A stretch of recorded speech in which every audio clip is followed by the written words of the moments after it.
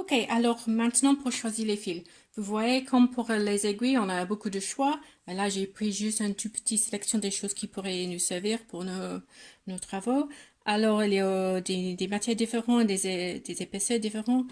Donc là, on a du laine qui est bien pour la tapisserie. On peut utiliser, ça c'est un peu fine, mais c'est un peu, ça s'effiloche aussi. Bon, ça va, ça pourrait y aller.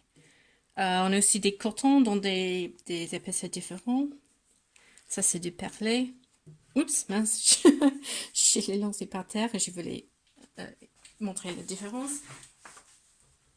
Alors, quand j'ai fini à jouer à attraper mes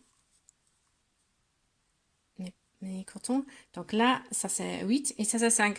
Donc le 5 c'est plus épais que le 8. Donc aussi avec les cotons, les moulinets et les autres cotons, il y a des différentes épaisseurs. Pour la plupart, ce qu'on trouve facilement dans les magasins, c'est du coton mouliné comme ça, qui a plusieurs fils. Donc soit de DMC, c'est une marque connue. Et vous voyez que en fait, chaque longueur est composée de 6 fils, 6 petits fils. Et donc, il faut séparer les fils pour travailler. Normalement, on travaille avec 2 ou 3, sauf que si on veut vraiment un fil épais. Mais pour nous deux, ça suffira. Et j'ai aussi de la soie qui est, ça c'est du soie que j'achète qui est teint à la main parce que je trouve que les couleurs sont tellement beaux. Ça c'est le fil que j'utilise plus dans mes kits. Euh, mais du coton, ça va très bien. Donc, comment utiliser les chevettes là? Donc, vous voyez qu'il y a 2 étiquettes. Donc, vous trouverez, il y aura un bout de fil qu'il faut tirer. Si tu tires bien, là, il n'y a pas de souci, ça sort. Un, et puis 2, c'est la bonne longueur. Des fois, ça nous arrive de tirer sur le mauvais bout et après, ça finit, ça part en cacahuète. Mais normalement, si on tire bien et on garde les étiquettes, ça reste bien comme ça.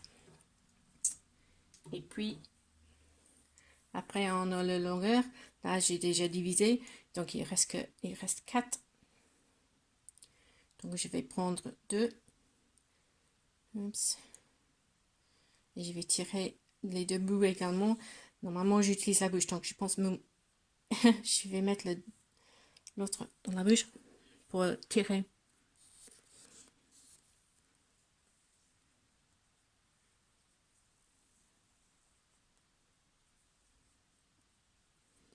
Pour bien garder l'attention, sinon ça aussi ça boucle et ça finit dans un nœud. Donc là, on a 2 fils qui sont séparés, qui sont prêts à utiliser. Et après, quand on a fini le fil là, on prend les autres qu'on a sortis. Et aussi pour la soie ou un coton-tige on échevette comme ça. C'est joli, mais comme ça, on ne peut pas utiliser. Donc normalement, il faut le défaire. Et là, vous allez voir qu'en fait, c'est un cercle. Il y aura des fils à défaire. Et après, on peut utiliser. Mais faites attention parce que utiliser comme ça va finir mal. Normalement, ça vaut la peine de entourer, prendre un petit bout de carton, pas forcément un joli comme ça, mais juste un bout de carton céréales et entourer toute l'échevette parce que sinon, ça va finir avec les nœuds. Et ça prend énormément de temps de défait. Je sais, je l'ai déjà fait. Ok, alors je pense que ça c'est tout. On est prête à coudre.